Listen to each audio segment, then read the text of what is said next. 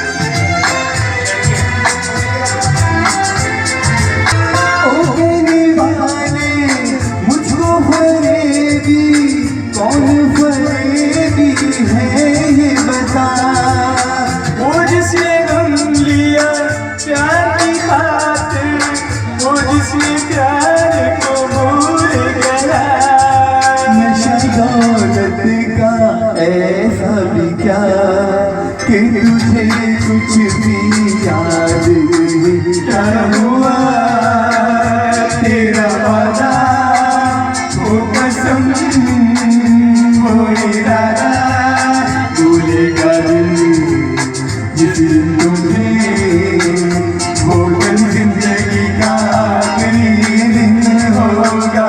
क्या हुआ तेरा वादा,